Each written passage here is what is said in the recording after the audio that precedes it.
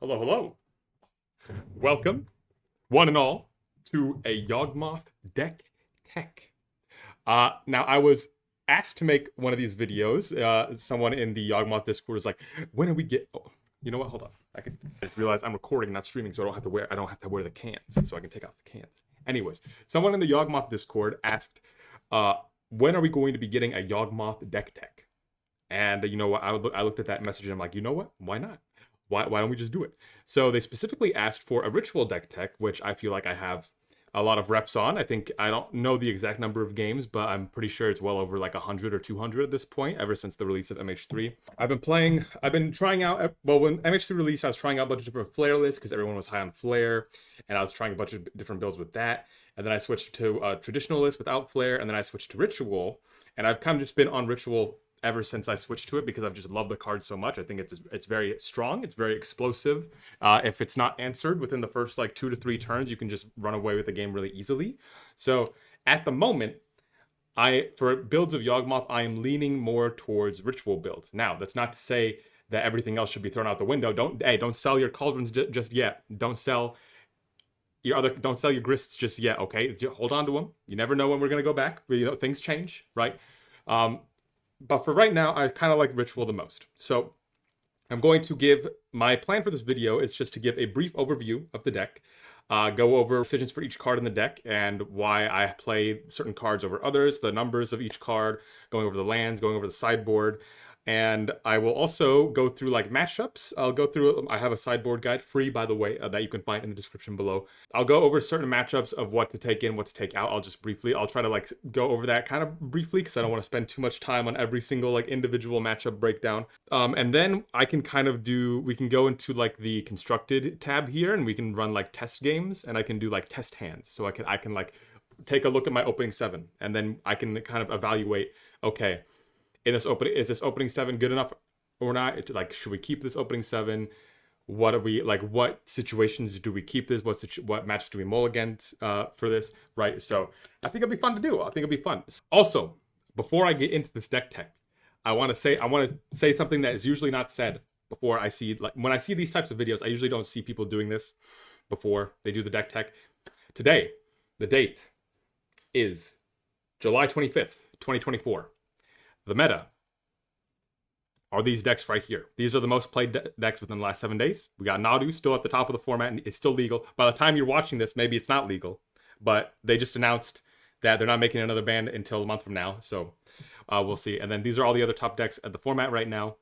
So depending on when you watch this video, things may change, but I will try to give a general overview of everything so that you get the most amount of content from this video without things being too outdated. So we'll just go from there, baby. So without further ado, let's get right into it, baby. Okay. So to start off, let's just go from left to right. Let's go from the lands all the way to the right side. So I mean, lands, pretty standard. Got Dried Arbor, okay, best card in the deck. Worst card what's in your hand, but best card in the deck. 3 Blooming Marsh, 2 Boseiju, 2 Forest. I have a total of 6 fetched lands, 2 Misty. They can be, the off-color green, they don't have to be Misty, they can be whatever you want, okay. 2 Shock lands, Pendlehaven, 1 basic Swamp, 1 Twilight Mire, and then 2 of the Underground Mortuary, because the Surveil is just so good. Surveil is so good. Then also we have the Boggart Trawler, which counts as half a creature, half a land. I'll go over him later when we get to that, when we get to the 3 drops.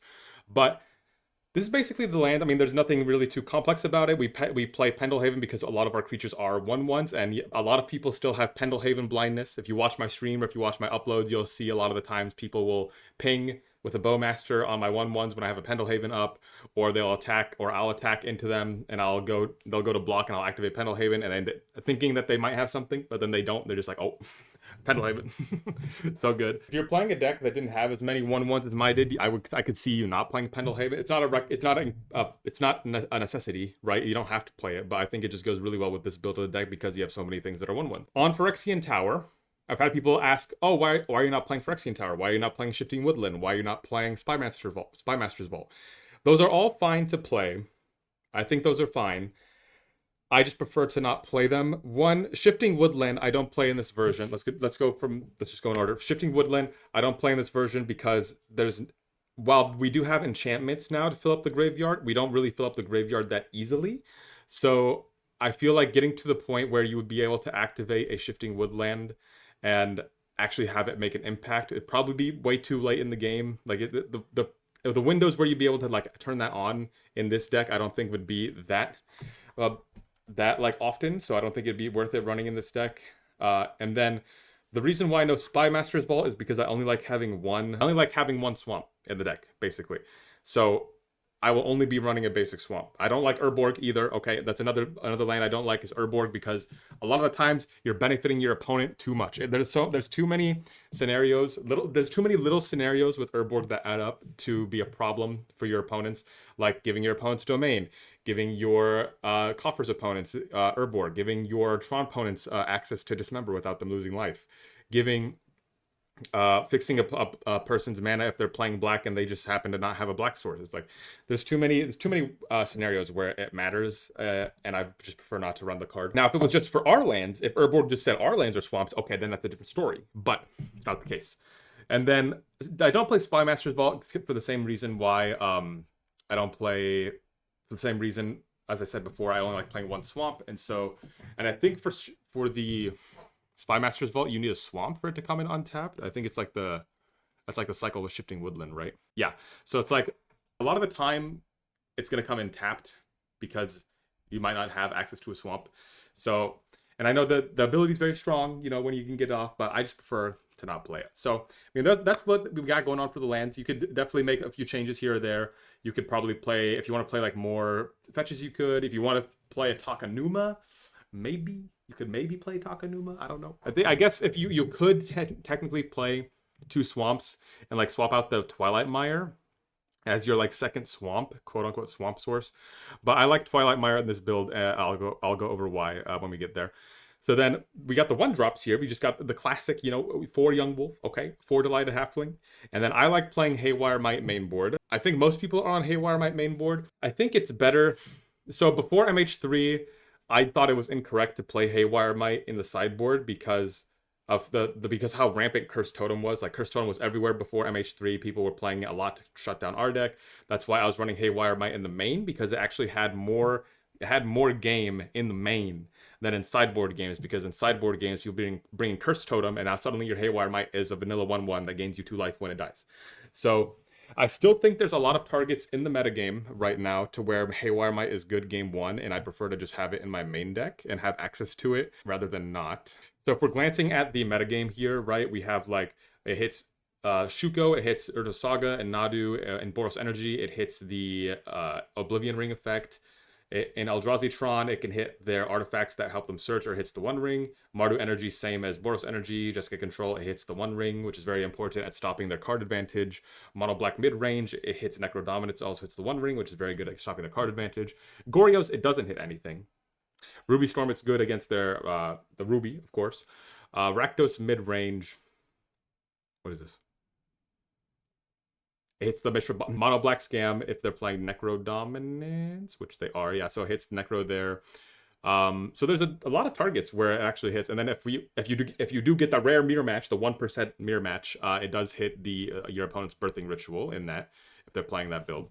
So there's a lot of things in Haywire Might just hits game 1 to where I think it's still worth it to have main board. And there's also it's so nice being able to have it main board and just have access to it when your opponent tries to like, because if it's specifically for the One Ring, right? Because if your opponent slams a ring, that's just if you let them untap with a ring 2 or 3 times, the game is effectively over.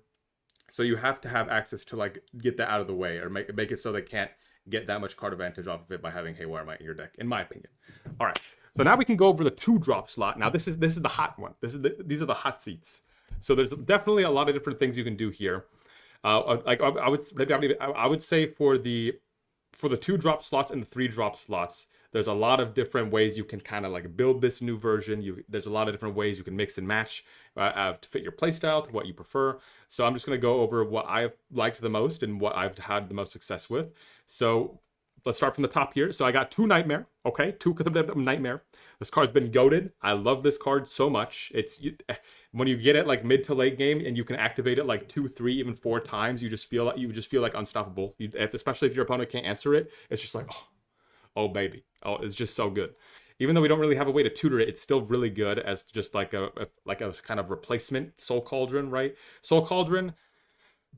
So let me talk about Soul Cauldron a little bit. So Soul Cauldron is a great card. Agatha Soul Cauldron is really good. We were all super high on it before MH3. It was one of the best new cards, new additions to the deck. Extremely good with Grist. We thought it was going to be a new staple to the deck because it was just that good. In this version of the deck, I do not think Agatha Soul Cauldron is good. And there's a few reasons for that. One, there's not as many activated abilities to be getting in this build. If you look at the list here, we have Yawgmoth, that can be thrown under a cauldron. We have a Haywire Mite that can be thrown under a cauldron. Technically, a Delighted Halfling. And then if you want to get technically, you could Fulminated Mage, okay? But in this build, I've completely removed Grist. There have been, if you look to the left here, there are different like builds that I've played of the deck that have had one Grist as a tutor target. But 90% of the time, I would just see Grist when I'm going to Birthing Ritual. I would look at the 7 off the top, or 14, or however many that I have on board, and I would see Grist.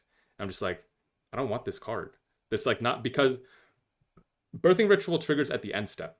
So if you go get a Grist, you're letting your opponent have a whack at Grist first before you can even activate her.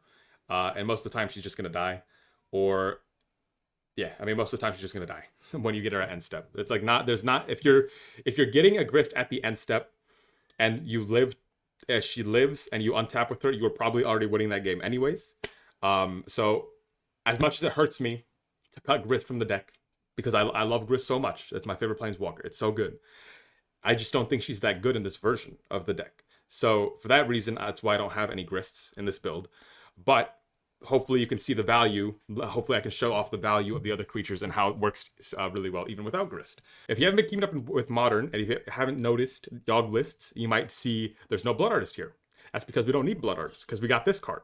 Marionette Apprentice. Okay, this card, same thing with Birthing Ritual. It's so good in multiples, because you don't even, at certain points in the game, you don't even need life gain. You can just like drain your opponent with this, and you'll be having more life than your opponent would at the end of the day if you have like 2 or 3 of these in play. So I've been loving this card. It enters, it makes a body for Ritual, which is amazing. It works. It just has such good synergy with Ritual, especially with Nightmare as well. You can make a token, sack the token, or even sacrifice itself to get something else back. Then sack the token, get back her again, make another token. Oh, it's just so good, baby. It's just so good. So I've been really liking Apprentice, and for that reason, I also still play Bowmasters. I know some lists have gone down to like 2 Bowmasters. I prefer to have 3. I would actually love to have 4 and 4 of both of these, but it's just there's so many numbers that are so tight. So 3 and 3 I've been happy with, but these just synergize really well with Birthing Ritual overall, and they also work really well with Nightmare. So and like anything that ETBs makes a body is just automatically like chef's kiss in this deck. It's just so good. And then of course we have the 4 rituals. There have been some people who have been playing like 3. Bro, you want to have the highest density of Ritual in the deck, because that's the engine. The new engine of this deck is Ritual. Helps you get, you can just snowball, you go 1 drop, 2 drop, 3 drop, 4 drop. I play 4, all 4 stay in almost every matchup. There are a few matchups where I do trim on like 1 or 2, and I will go over those when we get to that. But Ritual is just goated, love it. And for that reason, Prosperous Innkeeper also works extremely well with Ritual and with Nightmare, because ETBs makes a treasure. Also, it also offsets the life loss that you take from Yawgmoth and also from any aggro decks. You just being able to have an Innkeeper in play and just like, oh, I get an Apprentice, gain 2 life, get a Bowmaster, gain 2 life, just works really well. Also, Apprentice says whenever a creature or artifact goes to the graveyard. So I've actually killed people by having multiple apprentices in play, and then I just crack an Innkeeper treasure and it deals like 3 damage. Or I have 2 treasures and I just deal 6 damage out of nowhere. It's just so good. And then of course we have the Queen, the good Queen. She's back in the deck. She was not in previous versions of the Ritual list, because I was kind of like, oh well, she doesn't do anything on ETB. You know, she kind of needs Yawgmoth in play. But I missed her. I put her back in the deck, and she's been beautiful, baby. She's just tearing up the meta. She's really, really good right now into certain decks or into a lot of decks in the format. It just gives you another avenue for like an infinite with her. She's like a pseudo undying creature, right? So I've liked having her in the deck, despite her not making any value as soon as she enters. I think she's just the queen, baby. Okay? That's why she's the queen. Okay, so now we can go on to the 3-drop slot. The 3-drop slot is the slot that has the most contention for discussion. People are like, oh, well, what about this card? What about this card? What about right? There are a lot of cards that can go into this slot. We don't have infinite slots. So, what do I think are the staples of the 3-drop slot? I will tell you. I think there are certain cards you need to have in the 3-drop slot, and then I think there are flex cards that you can have in the 3-drop slot. The cards that I believe are staples to the 3-drop slot in the ritual list: capital G Rolf, Geralt's Messenger, okay, Endurance, and Fulminator Mage, and a Boggart Trawler, okay. But I'll get to Boggart Trawler in a second. So I think these 4 are your staple 3-drops. They need to be in the deck with the way the meta is currently. The flex slots are these ones right here. There's Plague Engineer, Chatterfang, and Eternal Witness. I'm going to go over each 3-drop really quickly. I'm going to go over each 3-drop and give you an explanation as to why I play those 3 drops. So let's start with the staples, and then I'll get to the flex slots, and I'll kind of explain my reasoning for the flex slots. So, staple, capital G Rolf, come on. You're going to give me an opportunity to play Geralt's Messenger, I'm going to play it again. It's been so long since I've played this card. We were not playing this pre-MH3 because it was just too slow. Enters tapped, it's triple black. It's just not good. Oh, but with Ritual, baby, oh, bring my boy back. Bring him back from the jaws of the trade binder. Oh, just fits right into the deck. He's a perfect 3-drop to Ritual into. Just Ritual into, like, from Marionette into Messenger. Then you just get this in. Oh, it's like, oh, I have Yawgmoth. I have a Messenger. I have a Young Wolf. You're dead. That's it, baby. So Messenger, really happy to play the card again. There are spots where it gets stuck in your hand. There have been spots where it's like, oh, I don't have triple black, but Innkeeper helps with that a little bit, making the treasure. You can also kind of plan around Messenger. If you have it in your hand and you have if you have like fetches, you can kind of just sequence your lands correctly, or you can, even if you don't have it in your hand, you can try to keep Messenger in mind just in case you are going to draw it. You don't take damage unnecessarily. Like, if you're against an aggro deck or you're against like a fast deck and you're like, oh, I should fetch Shock here just in case I draw Geralt. Not like, don't do that, right? But you can, if you're playing like against a mid-range deck, you can kind of like keep in the back of your mind, oh, okay, I might need triple black at some point for Geralt's Messenger if I draw the card. But most of the time, I'm not drawing the card. You just Ritual into it, and then, oh, it just feels so good. The opponent takes 2, and then they take another 2. When you Ritual into the Yawgmoth the next turn, oh, it's just so good. So some people have wanted to play like 2. I think I was also on a version that had 2 for a little bit, but it was just like, I think it's fine. I think it's fine to have 2. The triple black is just, there's that. You just got to be careful with the mana. Mana's a little bit awkward, but I love Geralt. I think the only reason why I'm not running 2 is because I think the other 3-drops have a little bit more versatility than Geralt's Messenger. So let's go over. And then next one, we got Endurance. Okay, we got Endurance. Come on. It was already a staple in the deck before. Still a staple right now. Respect those graveyard decks. You cannot... If you're not playing 1 Endurance main board, I think you are not respecting the graveyard decks. I think you're going to be very upset when your opponent goes Surveil Land, put Atraxa, okay, I have Goryo's Vengeance next turn, or you're against Living End, or you're against a Murktide deck. I just think Endurance is just a great catch-all versus any of those graveyard decks. Solid stat line. You can flash it in. It has Evoke for when you need a Chord for 2 or Chord for 1. It's just a great card. It's just a great card. Need I say more? No, I don't think so. Anyways, staple number 3, Fulminator Mage. Now, this might be a little bit weird. But with what I said at the beginning of the video, I think Fulminator Mage right now is a staple in the deck. And why do I say that? There are a lot of Eldrazi decks running around. Eldrazi decks got a new Soul Land. They already had 4 Soul Lands. Now they have 8 Soul Lands. And they have a Tribal Instant. I don't know why Kozilek's Command is a Tribal Instant. And I don't know why Eldrazi Temple works with it. But it does. That's the world we live in. And we need to have Fulminator Mage to punish those decks. I've been in a lot of situations where I'm happy to have Fulminator Mage. Now, don't get me wrong. I know Fulminator Mage is probably the card that I cut most when I'm going into sideboarding. However, I'm still really glad to have access to it game 1 for the decks that I do care about. Because it's really bad into the decks that it's bad against, but it's really good into the decks that it's good against. Also, as a little bonus, sometimes you get it into your hand. Sometimes you have it in your hand game 1, and you're against a match that doesn't really care about Fulminator Mage, but you punish your opponent by destroying their non-basic, and then suddenly they miss a land drop, and they're like, oh, the game is over. I've won a few games already just by having a Fulminator into a Nightmare start, and my opponent can just never catch up because they can never hit a land drop ever again. So that's been pretty funny. But I just like having access to it versus Eldrazi Tron versus normal Tron. It just feels great to be like, okay, I'm not completely lost. Like before when playing against Tron, the game plan game one was like, okay, I hope my opponent doesn't have Tron on 3. I'm going to try to combo as fast as I can. But now that we have Fulminator Mage, we can be like, okay, I can play to try and find or try to cord for Fulminator Mage, slow my opponent down who's on Tron, and then try to go from there. So I like having that avenue. And then if you ever draw Nightmare at any point versus those decks, it's just lights out, baby. So I've liked having access to Fulminator Mage. In the future, I believe this might change. You know, if Eldrazi decks aren't as good, or if they rotate out, or big mana decks aren't as strong anymore, I would definitely consider cutting Fulminator Mage from the staple slot. But for now, I think I like it, and I want to keep it in my main board. So now, a little contentious card for the 3-drop slot. We got Boggart Trawler. So when this card came out, people were like, oh, this is the new Endurance. It's Endurance on a land. Oh my god. No, it's not Endurance on a land. And let me tell you why. Well, first of all, let's take a look at it. What does it do? It exiles target player's graveyard. So in terms of the effect, it's actually slightly better, quote unquote, better than Endurance because it exiles the graveyard. However, big asterisk for that one. It does not have Flash. It does not have Evoke. It has a much worse stat line. It's a 3-mana card that can get Bowmastered. It's terrible. It's not green, so you can't use it for Court of Calling. So when this card came out, and people were like, "Oh, this is going to be the replacement for no, it's not. Endurance is too good. You cannot. It's not comparable."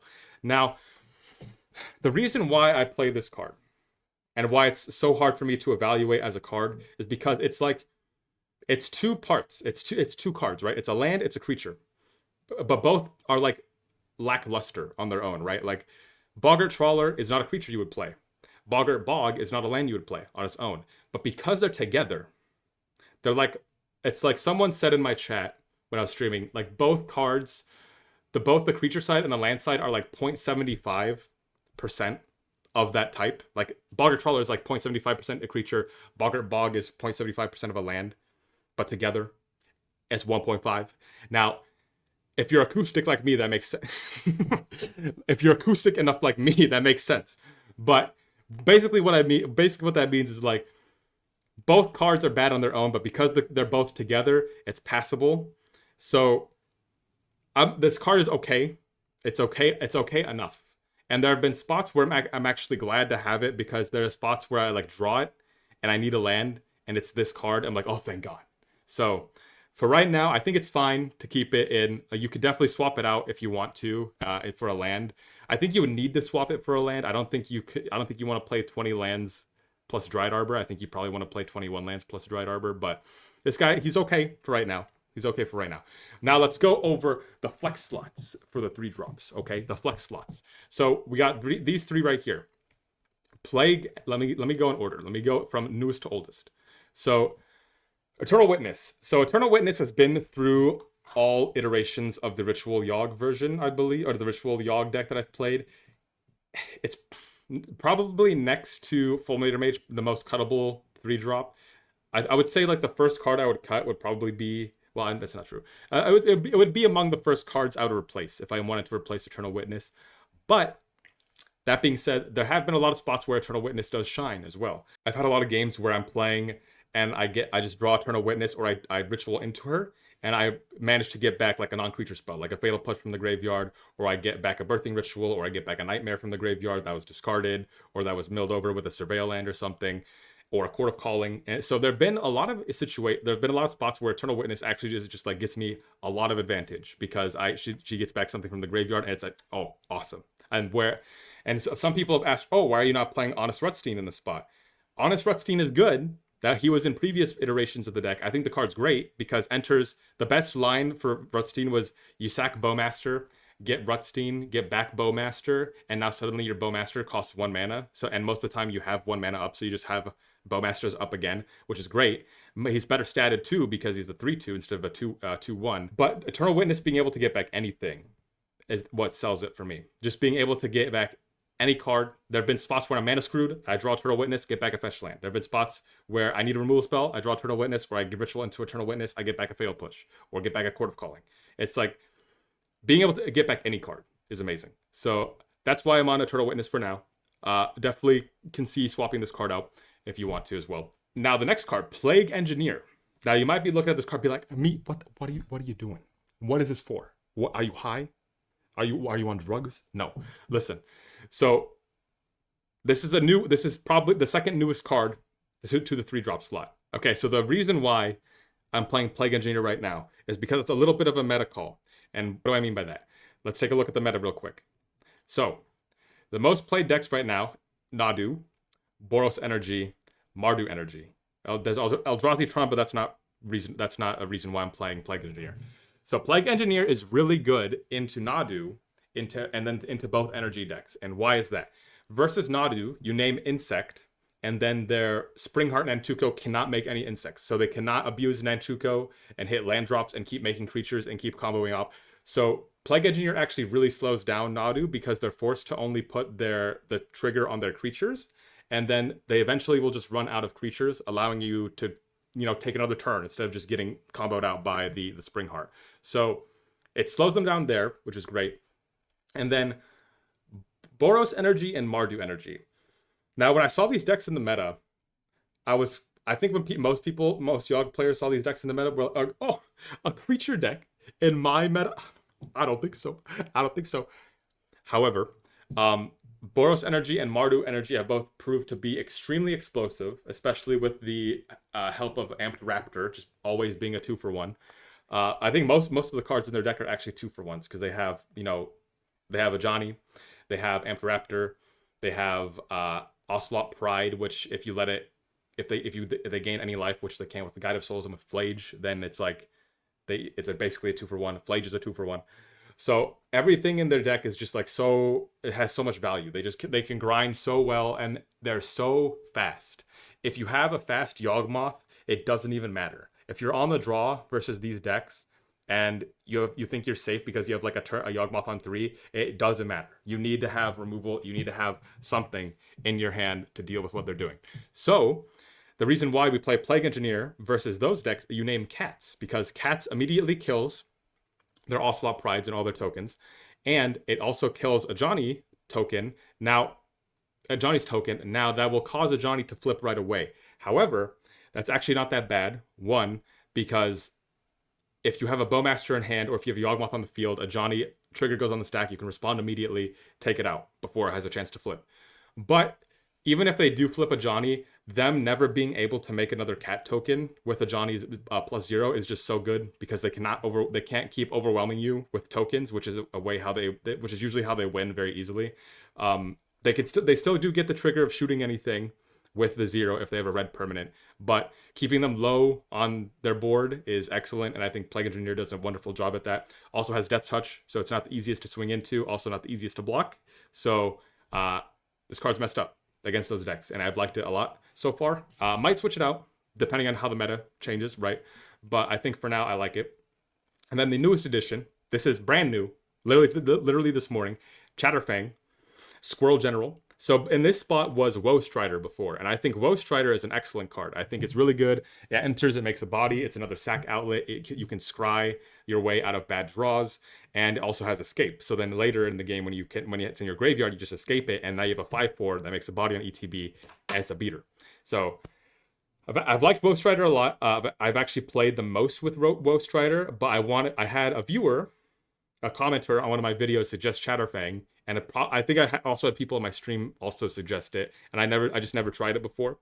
But I'm like, you know what? Let's just run it. And got the 5-0, baby. Hey, got the 5-0 with Chatterfang. And in the games where I only used it, I only saw it in 2 of my games, but the 2 games that it came up versus the 2 games that it came into play, it was actually really good. So it makes a token. It doesn't make a token on ETB, but it does make a token every time you make a token. So it makes a token when you make an apprentice token, makes a squirrel. Bowmaster token makes a squirrel. Innkeeper makes a squirrel. Hapatra Snake makes a squirrel. So there's actually a lot of different ways to just trigger it easily, especially if you have Nightmare. You just like you keep getting tokens in play, then you get squirrels as well. So it's actually pretty good. And then the sacrifice ability down here actually won me a game. My opponent was at 4. I had 4 creatures in play, including Chatterfang. They had 2 blockers. I go to combat, I swing out. They block my Chatterfang and they block my Bowmaster. And now I just have a squirrel that's attacking, and I have a Orc Army token that's attacking, and they're both 1/1s.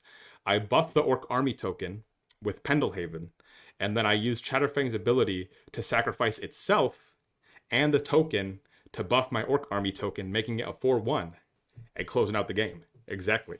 So that was pretty hot. I did like that a lot. That was pretty fun. So I'm not saying right now that Chatterfang is a staple. It's definitely not. But it's just the most recent 3-drop that I'm testing, which is why you see it here. So this is not a staple. This is why it's in the flex slot, right? But it's just the newest card that I'm testing with that I think is a lot of fun. Is fun good? No, but I need to test more of this card to see if I actually like it, or to see if I want to just switch back to like a Woe Strider or something like that. So we'll see. And then of course so that was a 3-drop slot. So then just to close it out, we got 4 Yawgmoth, and then we got 3 Court of Calling. I do like, some people are on 2. I like having access to 3. I think having 3 Court of Calling is good. 4, I think, is just there's too much contention with numbers and everything. I think 4 is probably, I don't think 4 is necessary. Question mark. So I think 3 is like fine for now. Let's go over the sideboard here really quickly. I'll try to give an explanation as to why I'm running the cards. It's just basically whatever the meta is right now. So Damping Spheres, I have 2 of them for Storm and for big mana decks. Thoughtseizes is for just Sky Control and any of this like silly, goofy combo decks. Some people are on 2 Fatal Push. I'm on 3 because I think I'm a big believer of removal versus the energy decks, the aggressive energy decks, and versus Nadu. Also versus like Dimir, like the new Dimir Murktide with the Frog, and also versus mono black mid range with Shieldred and with Void Walkers. I think I want to have access to 3 Fatal Push versus those decks, because as long as if you can keep them low on board, if you like versus Nadu, if you can keep them off Nadu, versus the energy decks, if you keep Guide of Souls off the deck or keep Ocelot off the field, it's really good. If you can keep Dothy Voidwalker and Shieldred off the field for Necro, it's really good. So there's just that. I mean, Fatal Push is like, it's the best removal in the format. It's been that way for a long time. It's probably going to be that way for a long time. I just like having access to 3 of it right now, just because of how the meta is. That may change in the future, but that's just how it is, baby. And then for the side over here, and then I have 8 1-ofs over here. I have another Fulminator Mage just to have insurance versus big mana decks, like how I said the Eldrazi's running around. Okay, Amulet Titan's not that big of an issue right now, but still versus Eldrazi is really good. Surgical Extraction versus Goryo's, and also versus any other graveyard combo shenanigans, just good to have like a free spell in the sideboard. It's the most mana efficient spell that's like this, so I think I like this over like a Necromentia. I like this over like a Stone Brain. I don't know why you'd play that in Yawgmoth. Surgical is just a nice little catch-all for all those, for the graveyard decks, and also for any combo decks that are running around. Jailer is also really good against Ruby Storm, also against Goryo's Vengeance, just being able to shut off all their graveyard stuff, their non-creature stuff from exile. Really nice. Only running 1 Force. I usually like to run 2. I'm only running 1 right now, and the reason I'm only running 1 is because there's not that many decks in the meta that require a force. The biggest decks in the meta that would require like multiple forces is like Nadu, but we bring in like 9 cards versus Nadu anyway, so I think it's fine.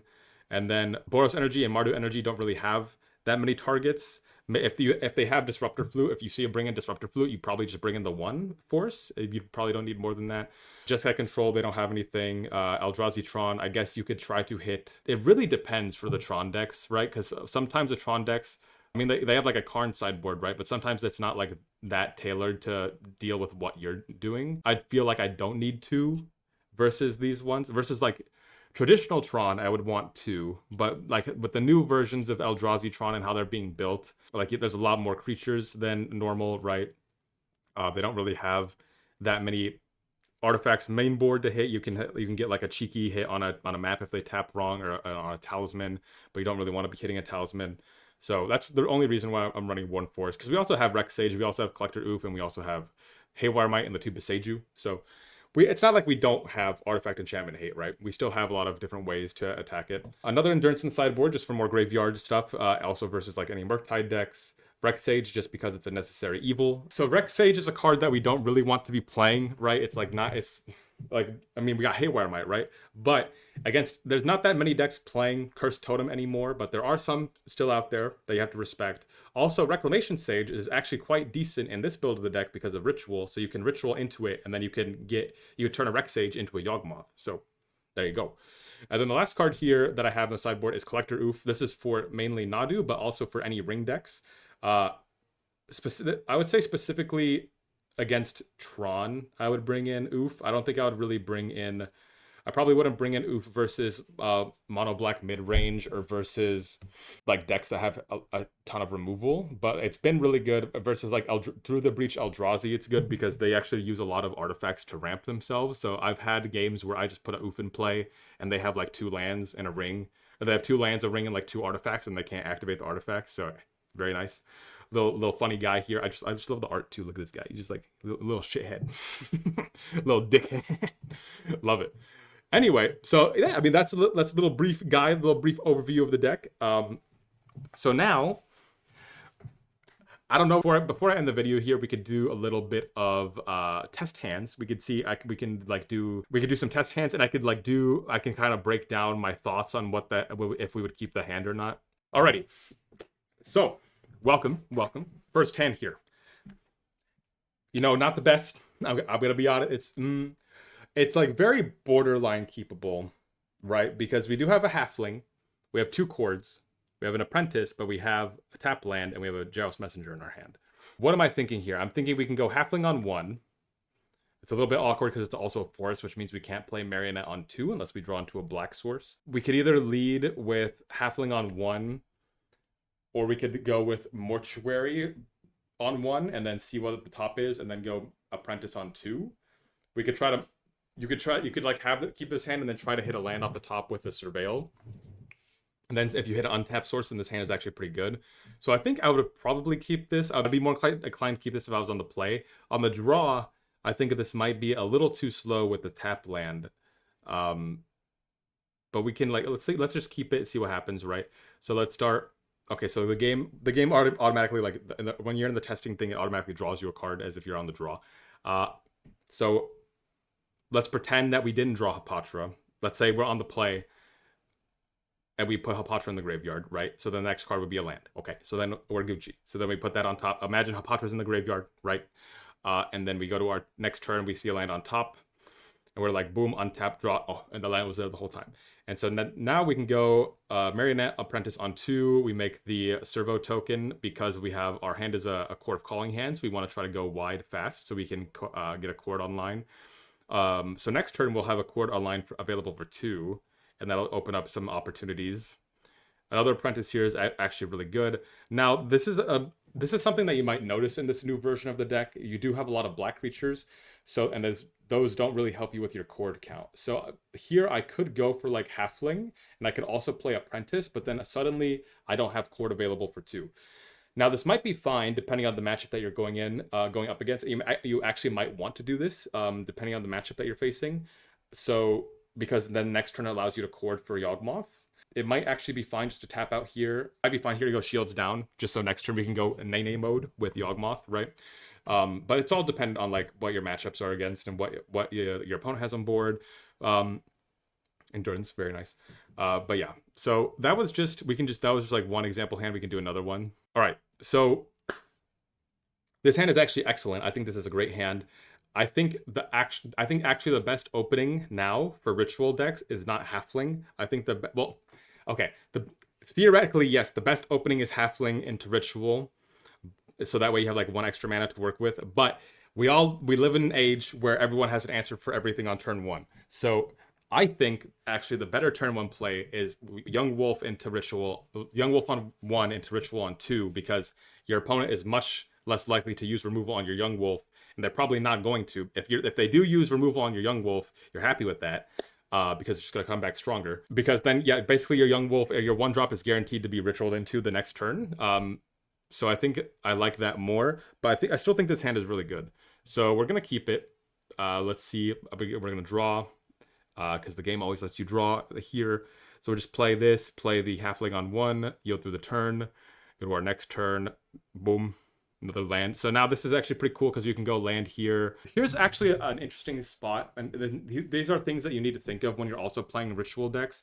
This is a lot easier to keep in track when you're playing online because of how ritual works. So we're going to play ritual here, and I'll kind of explain what how to Hebit I'm talking about. Ritual triggers at the end step. We look at the top 7.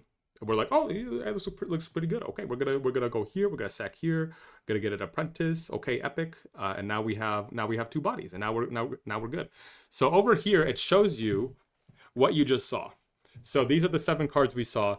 We got one of them. The 6 are on the bottom in a random order. So now you have to actually think about: is it worth to crack your fetch lands?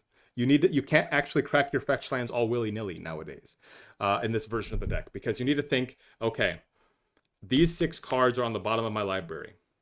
And that means next turn, if you don't crack this fetch, next turn, you're going to look at another 7, and then those 12 cards, because if you take one, it goes to 12. So now you have 12 cards that you know are at the bottom of your library.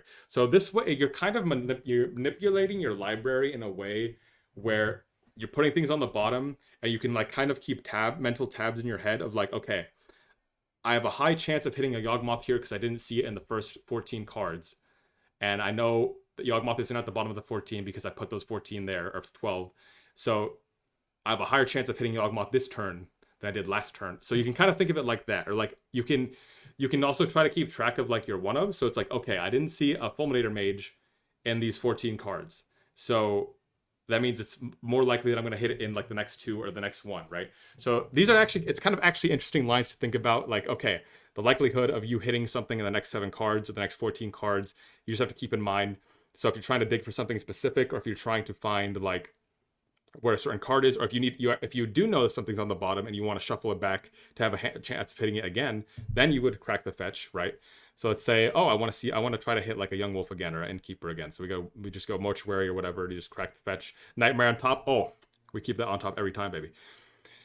We draw here, and then now we just go again. We go blah, blah, blah, blah, blah. Go to end step. Let's see what we got. Not that bad. So of course, what you choose here would just all be dependent on your opponent's board state or what they're doing. But I like usually getting Yawgmoth because then it can just ritual into something else the next turn. But you usually want to be going up. So if you don't have access to Yawgmoth, you usually want to be going up if you can, because you want to hit a Yawgmoth, right? Obviously, that's the main game. That's the name of the game, right? Yawgmoth. So here you just get like a Turtle Witness. You can add back like a land or the thing back to your hand. And there you go. And the next turn, let's see. We hit a Yawgmoth off of this one. We did shuffle, so it's a chance we don't hit it. We do hit it, so then we go, okay, boom, boom. I would play out my hand obviously before that, but just trying to show you guys the power of the ritual.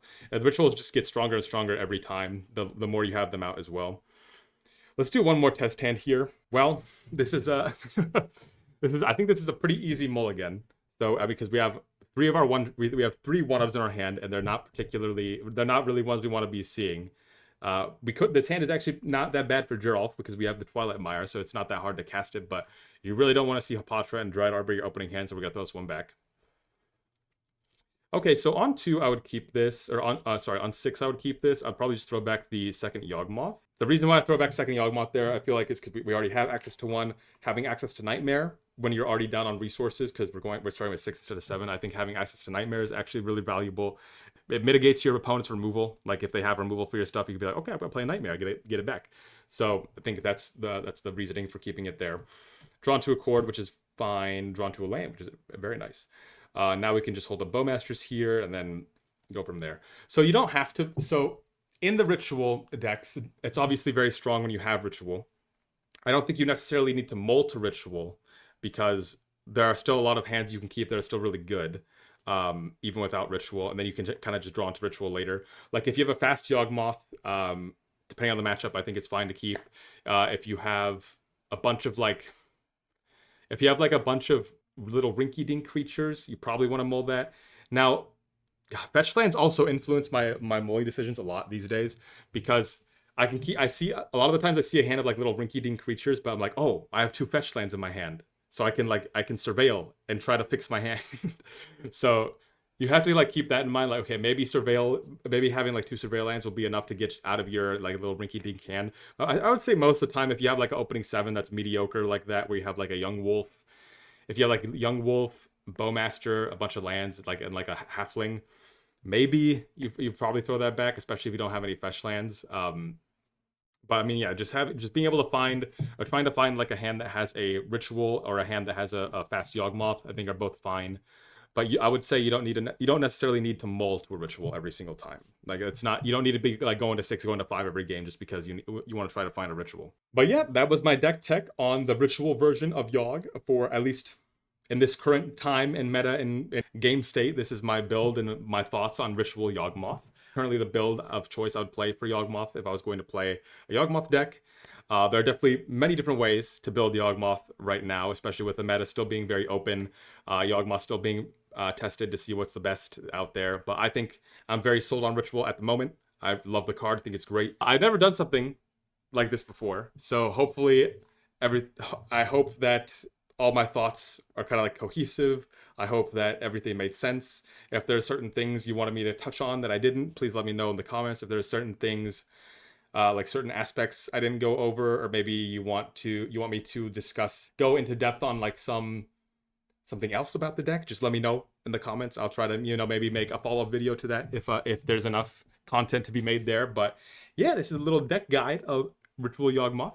So I want to thank everyone for watching, and I will see you next time I see you.